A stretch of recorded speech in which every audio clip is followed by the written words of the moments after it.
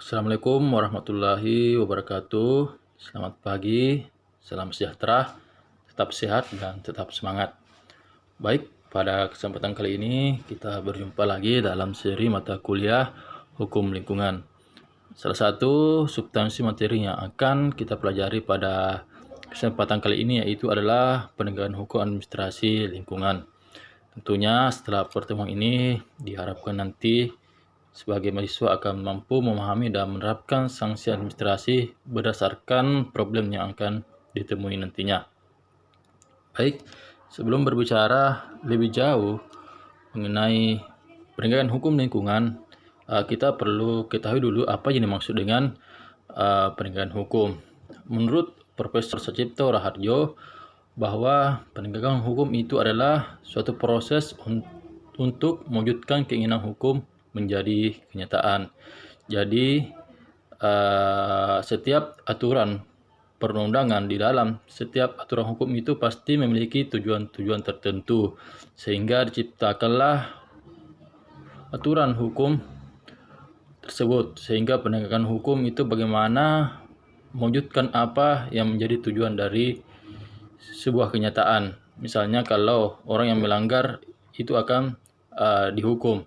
Oleh sebab itu, penegakan hukum itu adalah bagaimana ketika ada orang yang melanggar hukum sesuai dengan apa yang diinginkan oleh aturan hukum itu. Itu adalah definisi dari Sacipto Raharjo.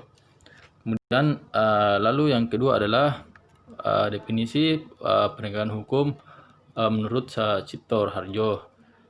Sacipto Raharjo mengatakan bahwa kegiatan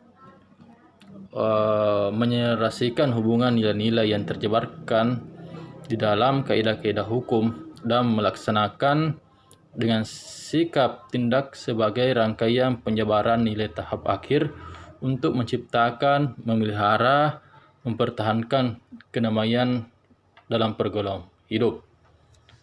Itu adalah definisi dari Sacipto Raharjo. Kemudian yang kedua adalah kita harus juga mengetahui apa yang dikatakan sebagai hukum lingkungan.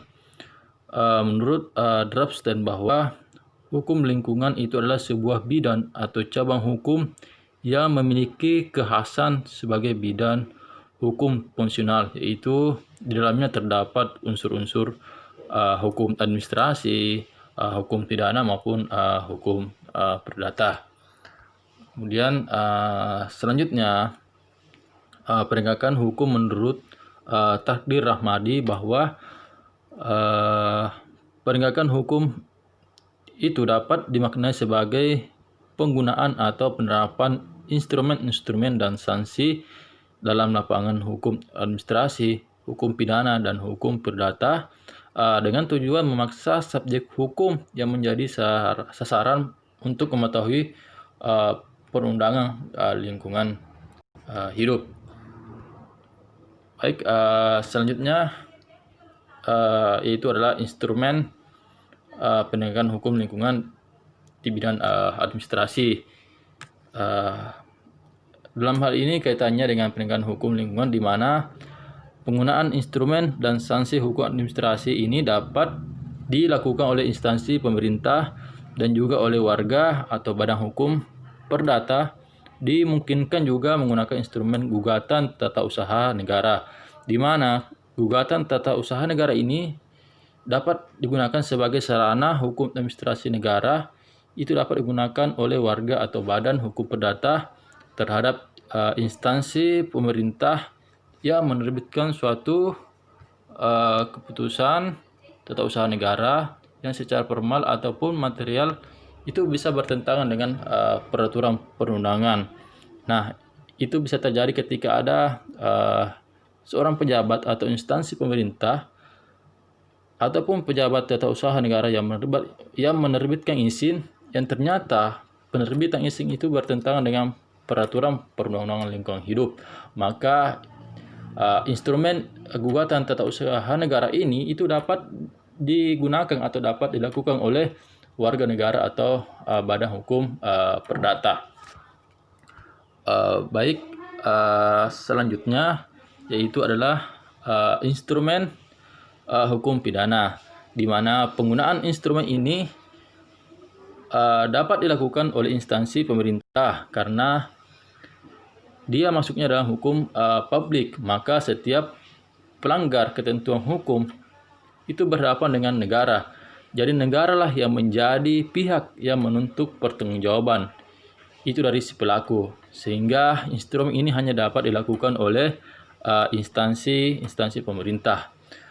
Kemudian instrumen yang terakhir yaitu adalah instrumen hukum perdata, di mana penggunaan instrumen ini itu berupa gugatan perdata yang dapat dilakukan oleh warga ataupun badan hukum perdata dan juga instansi pemerintah ketika kita berbicara penegakan dan instrumen hukum perdata. Penegakan hukum perdata maka bentuknya adalah berupa kerugian material yang ditimbulkan dari suatu pelanggaran sehingga memunculkan adanya gugatan perdata yang dapat dilakukan oleh warga atau badan hukum perdata dan juga instansi pemerintah. Kemudian selanjutnya instrumen ketiga ini juga itu memiliki fungsi yang berbeda. Ya, kita mulai dulu dari fungsi dari penegakan hukum administrasi, yaitu berfungsi untuk melakukan pengawasan terhadap ketaatan pengawasan penataan terhadap persyaratan dalam izin dan kewajiban perundang-undangan. Jadi penggunaan instrumen administrasi ini sebagai upaya dari pemerintah untuk memastikan ketaatan dari para pelaku usaha yang sudah mendapatkan izin lingkungan dan izin usaha dari pemerintah agar apa yang menjadi persyaratan-persyaratan yang telah ditentukan dalam perizinan dan persyaratan yang telah ditentukan dalam proses pelaksanaan dan perizinan itu dapat ditaati oleh pihak-pihak yang telah mendapatkan izin dari pemerintah, sehingga digunakanlah instrumen hukum administrasi ketika ada yang melanggar ketentuan kewajiban peraturan perundangan lingkungan hidup. Maka disinilah pemerintah bisa menggunakan instrumen administrasi. Seperti yang instrumen administrasi ini nanti kita akan bahas di pertemuan selanjutnya. Kemudian selanjutnya kita membahas masalah fungsi instrumen lingkungan hukum perdata, di mana dapat digunakan untuk memulihkan hak seseorang yang dilanggar, di mana pelanggaran itu dapat mengakibatkan kerugian. Sehingga dengan adanya instrumen hukum perdata ini, warga negara atau badan orang-orang yang haknya dilanggar itu dapat diganti rugi, atau bisa juga berfungsi untuk mengembalikan keadaan seperti sebelumnya, sehingga kerugian atau untuk ganti rugi itu bisa dilakukan sesuai dengan peraturan perundangan dan tentunya itu harus dipatuhi dan dilaksanakan. Kemudian yang ketiga adalah instrumen hukum pidana, di mana fungsi instrumen hukum pidana itu dapat memberikan efek jerah melalui hukuman badan penjara misalnya ataupun hukuman denda, di mana ketika dikenakan kepada seseorang ataupun kepada koperasi yang terlibat di dalamnya. Kemudian di slide selanjutnya itu adalah upaya penegakan hukum lingkungan. Jadi dapat dibedakan menjadi dua, yaitu adalah secara preventif maupun secara represif. Preventif itu dapat dilakukan melalui instrumen pengawasan dan perizinan.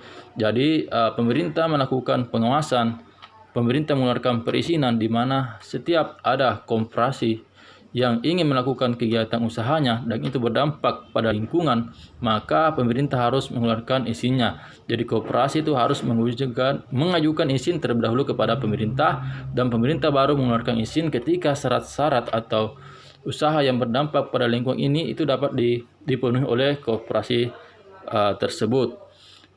Itu sebagai upaya dari penegakan hukum preventif, agar kegiatan usaha yang dilakukan oleh koperasi tidak merusak lingkungan yang begitu besar sehingga tidak berdampak terhadap kerusakan lingkungan.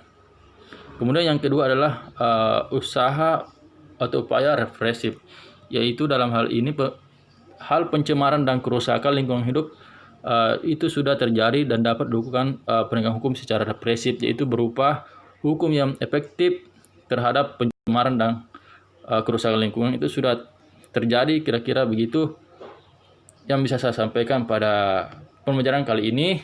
Ini hanya sebagai pengantar untuk di pembahasan mengenai penegakan hukum, baik itu administrasi, hukum pidana maupun hukum perdata. Baik, semoga materi yang saya sampaikan ini dapat kita pahami dan tentunya dapat bermanfaat, utamanya terhadap materi mengenai penegakan hukum lingkungan.